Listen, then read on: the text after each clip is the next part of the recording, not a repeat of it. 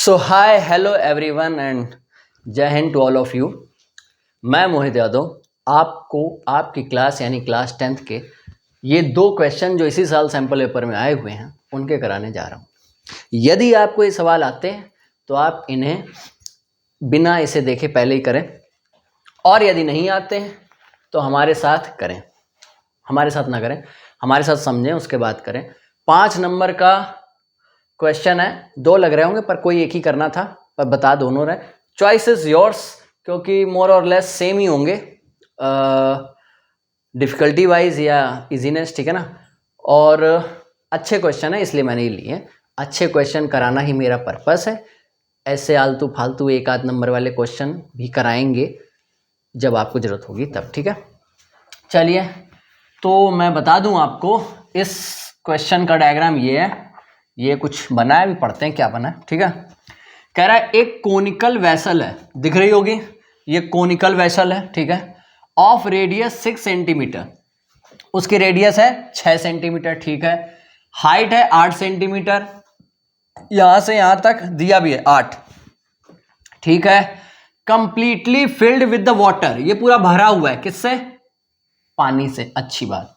A sphere is lowered into the water and its size is such that when it is touches the sides it is just emerged as shown in figure। एक sphere उसमें डाल रहे हैं, lower मतलब उसमें ऐसे डाला जा रहा है वाटर के अंदर, और इतना डाला गया वो पूरा का पूरा फिक्स हो गया उसमें, बिल्कुल यहां भी टच कर रहा है फ्लैट सरफेस पे और यहां टच कर रहा है, मतलब बिल्कुल फिक्स आया, ठीक है। और क्या कह रहा है, ठीक है, तो what fraction of the water overflows, हमें यह बताना है कि कितना पानी बाहर आएगा। अच्छा, इस कंसेप्ट को समझने से पहले आपको जो है ये जो पानी वाला कंसेप्ट होता है, किसी बकेट में, किसी कंटेनर में, किसी मर्जी बर्तन में अगर पानी, ऑयल, दूध जो मर्जी है उसका क्या कंसेप्ट होता है, अगर आपको पता है तो अच्छा, नहीं तो समझो। होता ये है क्या कि किसी भी कंटेनर में जितनी जगह होती है उसको कहते हैं वॉल्यूम, पहली चीज। अब दूसरी बात, उस कंटेनर को जितनी जगह है उसमें पूरी कोई भी चीज भर दो, XYZ कुछ भी, वैसे जो है ज़्यादातर आप लिक्विड ही भरें, ठीक है ना। तो जितना लिक्विड आप भरोगे, या हम ये कहें कि आप उतना ही लिक्विड भर सकते हो जितनी उसमें जगह होगी, या अभी मैंने कहा कि उस जगह को ही वॉल्यूम कहते हैं। तो तुम्हें ऐसा नहीं लग रहा कि वॉल्यूम उसका बर्तन का जितना भी होगा और उसके अंदर जो चीज हम डालेंगे पूरी भर जाए तो उसका भी वॉल्यूम उतना ही होगा। अगर कोई 2 लीटर 5 लीटर का कंटेनर है, ठीक है, उस तो बोलोगे क्या कि उसके अंदर 5 लीटर कोई सामान रखने की जगह है, और मैंने कहा पानी हमने डाल दिया, ठीक, और पूरा भर गया वो पानी, तो क्या कहोगे कि 5 लीटर पानी इसके अंदर भर गया, यही तो बोलोगे। उस कंटेनर को खाली कर लो, किसी दूसरे कंटेनर में कितने कैपेसिटी का हमको उससे मतलब नहीं है, लेकिन ये तो कह सकते हो कि हमने इस कंटेनर से इस कंटेनर में डाला है तो ये वाटर 5 लीटर का है, यही तो बात है। चलो, इतनी सी बात थी। अब क्या होगा, अब सुनो, ये भी सुनो। मान लो कि कंटेनर वही 5 लीटर का पूरा भरा हुआ था, अब उसमें तुम लेकर के आए कोई भी चीज, ये जैसे ये स्फीयर लाए, तुम एक फुटबॉल लाए या कोई भारी चीज लेकर के आए और उसमें डाली। अब क्योंकि कंटेनर पूरा ऊपर तक भरा था, जैसे ही तुम डालोगे ऑटोमेटिकली पानी बाहर जाएगा। क्यों जा रहा है वो सुन लो। जो चीज तुम डाल रहे हो उसका भी तो अपना खुद का वॉल्यूम होगा, वो भी तो कोई जगह कवर कर रहा होगा, उसकी भी तो कोई जगह होगी, तो वो जगह अब अपनी इसमें ढूंढ रहा है, लेकिन इसमें तो जगह है ही नहीं, तो वो अपनी जगह बनाने के लिए जो लोग को हटाएगा वो हटेंगे, वो एक्स्ट्रा, अब ऊपर तो जगह है नहीं जो भर जाए, तो फैलेंगे। तो फैला कितना पानी, वो तुम कहोगे उतना ही पानी फैलेगा जितना वो जगह कवर करेगा, और वो उतनी जगह कवर करेगा जितना उसका खुद का वॉल्यूम होगा। यानी कि जो चीज हमने डाली है उसका वॉल्यूम और जो पानी गिरा है उसका वॉल्यूम आपस में बराबर।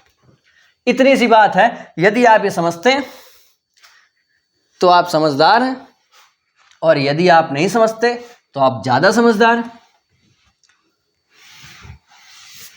देखिए, अभी इसको बाद में बना लेंगे, ठीक है। ये इसका फोटो था, पता नहीं क्यों ही दिया था। इसको देखिए, ये कोनिकल शेप का है ना, ठीक है, और इसके अंदर स्फीयर डाला है। अब अगर इसके अंदर पानी पहले भरा था, पानी भरा था, हाँ, पानी अगर इसके अंदर पहले भरा था तो तुम ये बताओ पानी भरा कितना होगा? उतना ही पानी भरा होगा जितना इस कोन का वॉल्यूम होगा, ठीक है। तो कोन का वॉल्यूम होता है, कोन का वॉल्यूम होता है 1/3 पाई आर स्क्वायर एच, ठीक है। अब क्या होगा, जैसे ही तुमने स्फीयर डाला तो स्फीयर का जितना वॉल्यूम होगा उतना ही पानी इससे बाहर गिर गया होगा। तो स्फीयर का वॉल्यूम क्या है? स्फीयर का वॉल्यूम है 4/3 पाई आर क्यूब। हमें इस पानी का, ये पानी का ही है, भले स्फीयर का है लेकिन ये निकले हुए पानी का भी वॉल्यूम है, समझ रहे हो। अच्छा, दूसरी एक चीज ये भी देखना, यहां आर स्फीयर के लिए और कोन के लिए अलग अलग है, तो इसका आर अलग लो, ठीक है। क्यों ले रहे हैं? क्योंकि इसके लिए आर इसका ये काम करेगा, ठीक है, और इसके लिए आर ये 6 दी हुई है, इसके लिए तो आर भी है और एच भी है, ठीक है। इसके हमें आर निकालना पड़ेगा। उसके पहले बात समझ लो हमें निकालना क्या है। इन्होंने बोला है फ्रैक्शन निकालो किसका? पानी का। कौन से पानी का? जो ओवरफ्लो हो गया। फ्रैक्शन तो समझते होगे ना, ऐसे 2/3 4/5, फ्रैक्शन तो यही होता है।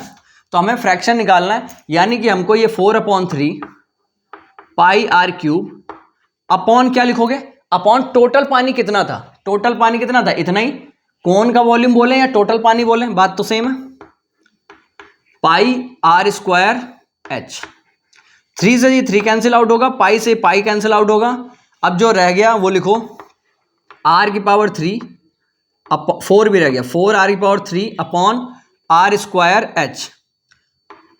उसमें भी अगर देखो तो आर स्क्वायर और एच हमें पता है, put the value of R square and H. R square यानी 6 का स्क्वायर 36, एच कितना है? ये पूरा 8, 4 से काट लोगे 9 बार में। कहने का मतलब है आर की पावर 3/72 आ गया। This is the fraction. बस इसमें एक चीज अननोन है, वो है रेडियस ऑफ स्फीयर। किसी भी तरीके से अगर रेडियस ऑफ स्फीयर आ जाए आपको क्वेश्चन हो जाए। क्या आपको यह बात समझ आई? मैंने बस इतना बताया कि कोन का वॉल्यूम लिखा, तुम अब इसको कोन का वॉल्यूम कहो या इसके अंदर भरे पानी का वॉल्यूम कहो, एक बात। फिर कहा स्फीयर का वॉल्यूम, अब तुम इसको स्फीयर का वॉल्यूम कहो या एक्स्ट्रा पानी वो जो निकल के कोन से बाहर गिर गया उसका वॉल्यूम कहो, एक ही बात, ठीक है ना। हमें इसी का फ्रैक्शन निकालना था, उसको लिखा ऊपर आउट ऑफ टोटल पानी किया तो ये आया। अब हमारे पास टास्क है कि हमें आर निकालना है, वो भी स्फीयर का, ठीक है। अब उस पे आ जाओ। ये कुछ थीटा दिया है तो पक्का इसका कुछ ना कुछ यूज होगा। अगर हम इस ट्राइंगल को देखें, इस लाइन बना ही लेते हैं इसको, इस ट्राइंगल को देखें अगर हम, ठीक है ना, तो उसमें है ये एंगल है, तो अच्छा क्या यूज है इसका? या पीछे चलो, हमें ये निकालना है with the help of this angle. अगर हमें ये निकालना है, ठीक है, तो हमें क्या ये पता है? नहीं पता। क्या ये पता है? नहीं पता। ये नहीं निकल पाए। क्यों? अगर हमें ये और ये पता होती तो हम पाइथागोरस से ये निकाल लेते हैं। ये 90 है क्योंकि। तो अगर थीटा दिया है तो कहीं ना कहीं इसमें साइन कॉस टेन कॉट कुछ लग सकता है। देख लेते हैं। अगर इसके सामने ये परपेंडिकुलर, ये हाइपोटेनस क्योंकि 90 के सामने, और ये बेस, परपेंडिकुलर और हाइपोटेनस। अच्छा, तुम इतना कर सकते हो कि ये क्या है, ये हमने कहा ये इसकी रेडियस हमने आर मान ली, तो ये भी आर है, ठीक है। और ये पूरी 8 थी, तो ये बची हुई कितनी है? 8 माइनस आर। ये 8 माइनस आर होगी कि नहीं होगी? ये इतनी जगह, यानी ये हाइपोटेनस 8 माइनस आर आ गया, और ये परपेंडिकुलर आर है, ठीक है। तो ये तो साइन थीटा में होता है। साइन थीटा इक्वल क्या? परपेंडिकुलर यानी आर अपॉन हाइपोटेनस यानी 8 माइनस आर। ये तो एक बात हो गई। लेकिन हमें साइन थीटा की वैल्यू तो पता नहीं है, और ना हमें ये पता है आर के टर्म में। अगर ये भी पता होता तो हम पाइथागोरस लगा लेते, हम वहां से भी नहीं कर सकते। तो देखो, हमें इन्होंने ये दिया 6 और ये पूरा दिया 8, तो उसकी हेल्प से हम ये निकाल सकते हैं। ये 6, ये है 8, तो ये नहीं निकल आएगा। इस ट्राइंगल में ये 90 है, 90 के सामने ये है हाइपोटेनस, यानी कुछ मान लो x का स्क्वायर, तो ये हमें x का स्क्वायर निकालना है। 6 का स्क्वायर प्लस 8 का स्क्वायर, ये कितना? 36 प्लस 64 यानी कि 100। तो ये √100 हो जाएगा x की वैल्यू, यानी x इक्वल कितना? 10। ये पता होना चाहिए, आई थिंक ये 10 आ गया, ठीक है। इसका कोई यूज है क्या? कोई यूज है इसका? हाँ यूज है, साइन थीटा निकल आएगा। Sine theta with the help of this triangle निकल आएगा। कैसे? इसके सामने ये हाइपोटेनस हो गया, ये परपेंडिकुलर हो गया, नहीं ये नहीं, ये है तो ये परपेंडिकुलर हो गया, तो 6 अपॉन हाइपोटेनस 10। तो बस हमारा क्वेश्चन सॉल्व हो गया। एक अननोन है, इधर लेके आओ, ये कट भी रहा काट लो, नहीं तो ऐसे मल्टीप्लाई कराओ तो कितना आएगा 48 माइनस 6r इक्वल 10r। ये उधर जाएगा 16r इक्वल 48। तो ये r की वैल्यू यहां से क्या आ गई 3, कट जाएगा ना। 3 यहां रखोगे तो 3 का क्यूब, 3 का 9 का 27, 27 अपॉन 72, काट लो 9 से, 9 का 27, 9 अट्ठे 72, 3/8 इसका फ्रैक्शन। आई होप आप ये कर पाए हों, यदि नहीं कर पाए तो भी कोई बड़ी चीज नहीं है, अच्छा क्वेश्चन है इसीलिए यहां पर है, इसीलिए मैंने इसको कराया है। टैकल किस तरह करना है ये ज्यादा सीखना जरूरी है, छापना छुपना तो चलता ही रहेगा, टेक्नोलॉजी का जमाना है, किसी भी तरीके से आप छाप सकते हैं। ठीक है, अब हम दूसरे क्वेश्चन की ओर बढ़ेंगे और हम दूसरा क्वेश्चन करेंगे।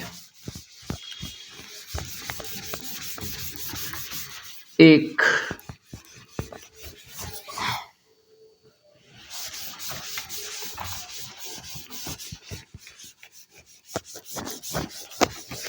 चलो अब हम लोग ये वाला क्वेश्चन करते हैं। इसमें कह रहा है कि एक वुडन आर्टिकल है was made by scooping out a hemisphere from each end of a solid cylinder.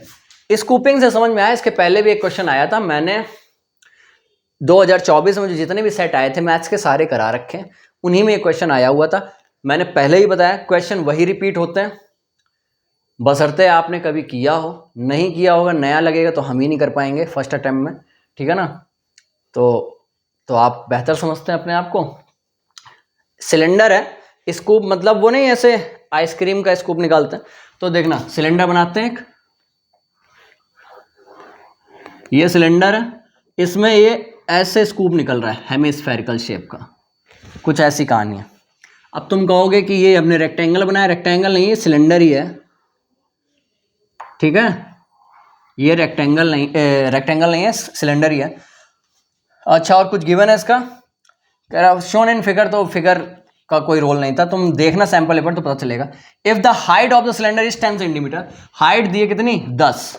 ठीक है, आगे कह रहा है बेस जो है, अब देखो बहुत से बच्चों को मैंने नोट किया वो इसी में कंफ्यूज है, बेस इज रेडियस, ये क्या बोल रहा है भाई? ये बेस का मतलब ये बेस की रेडियस, या जो भी समझ लो 3.5 सेंटीमीटर, 3.5। आर और एच हमें पता है, find the total surface area of the article. अच्छा, कायदे में तो कुछ ऐसा पिक्चर है कि वो काट लिया है, ठीक है, ये पूरा अंदर से खोखला हो गया है, अंदर से खोखला हो गया है, ठीक है ना, काट लिया है। जब खोखला हो गया है, सरफेस एरिया पूछा है, मैंने पहले ही बताया सरफेस एरिया का मतलब होता है जितनी सरफेस को आप टच कर सकते हो उसका एरिया। तो जो पहले तो कर्व वाला साफ दिख रहा है, मैं सिलेंडर है तो कर्व सरफेस एरिया तो आना ही है, 2πRH तो खैर आना है, प्लस अब हमने ऊपर से भी एक हेमिस्फीयर काटा है, तो अंदर जब टच करोगे तो ऐसे ही तो हेमिस्फीयर की जैसी शेप बनेगी ना, और नीचे से भी बनेगी। अगर 2 बार लिखना है हेमिस्फीयर का सरफेस एरिया तो लिख लो, टोटल नहीं, केवल कर्ड वाला आएगा, क्योंकि ऊपर प्लेन थोड़ी है, काटा तो वो शेप दिख रही है, और नीचे से भी सेम।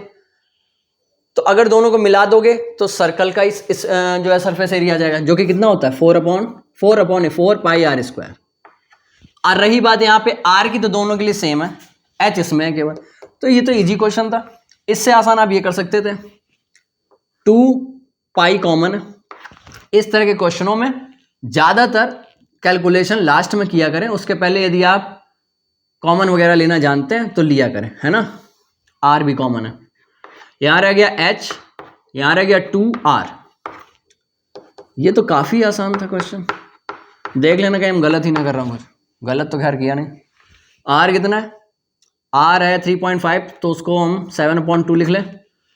अरे 3.5 था, अपॉन किया 10 बनाया, 5 से काट के 5 7 5 2 वो किया, ये लिखा, ठीक है। h कितना है 10 प्लस 3.5 का 2 से गुणा किया तो 7 आ गया, ये 7 से 7 कट गया, 2 से 2 कट गया, 22 मल्टीप्लाई 17, तो 17 दूनी 34 की 4, 17 दूनी 34 और 3 37। बोलिए, यूनिट लिखना चाहेंगे तो आप लिखें। ये तो मज़ा नहीं आया खैर इसमें, ये 5 नंबर का सवाल मज़ा नहीं आया, खैर नहीं आया तो नहीं आया, क्वेश्चन यही था, बाकी आप देख लें। ये अच्छा क्वेश्चन था, आपको आना चाहिए, आगे भी पेपर में आ सकता है, ये तो सैंपल था, रियल में भी हो सकता है। ठीक है, आई होप आपको अच्छा लगा होगा। ठीक है।